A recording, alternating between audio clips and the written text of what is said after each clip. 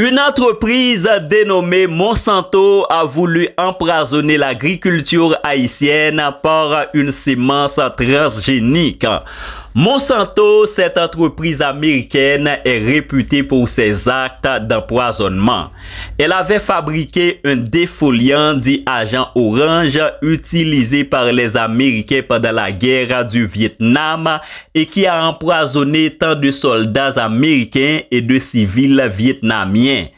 Elle a été condamnée d'avoir produit des pesticides causant le cancer de Dwayne Johnson.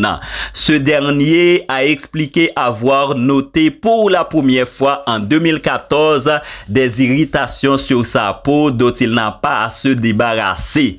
En octobre de la même année, il est diagnostiqué de cancer de son système immunitaire. Le jardinier qui n'avait pas de problème de santé auparavant tente de contacter Monsanto pour savoir si le glyphosate est dangereux pour la santé. Il passe un appel en 2014. La personne note sa demande, lui promet qu'on le rappellerait. Cependant, personne ne le faisait. Paul François, de l'autre côté, est un autre personnage qui intentait une action en justice contre cette entreprise après avoir été empoisonné. Cependant, cette même entreprise, le 5 juin 2010, quelques mois après le tremblement de terre, Monsanto avait offert 475 tonnes métriques de semences de maïs aux paysans haïtiens dans le cadre du projet Weiner, une initiative de l'Agence publique américaine d'aide au développement. Ces semences sont rejetées comme dangereuses dans beaucoup de pays. Elles viennent souvent en kit et sont accompagnées d'un herbicide appelé Roundup qui contient du glyphosate. Ce produit chimique est dénoncé comme polluant les nappes phréatiques. Monsanto présente le Roundup comme biodégradable, ce qui lui vaut un procès intenté par le service de répression des fraudes de Lyon en France.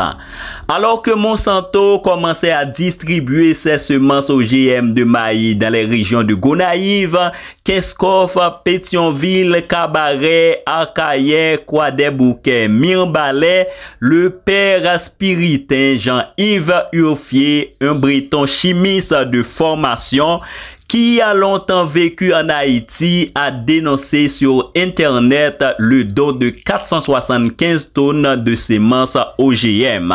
Aux États-Unis, la mobilisation des altermondialistes s'était amplifiée après la publication sur le site du Huffington Post d'un article de Ronnie Cummins de l'Association de consommateurs de produits biologiques.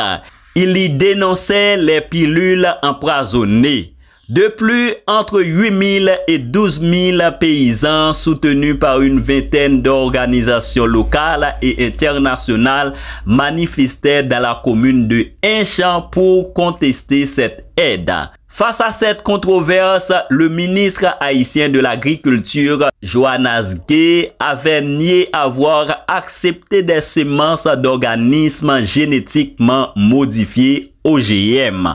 En 2011, soit environ un an après le scandale en Haïti, Monsanto a cherché à s'implanter au Népal, un pays comparable à Haïti. Encore une fois, il s'agissait d'une semence de maïs dite hybride.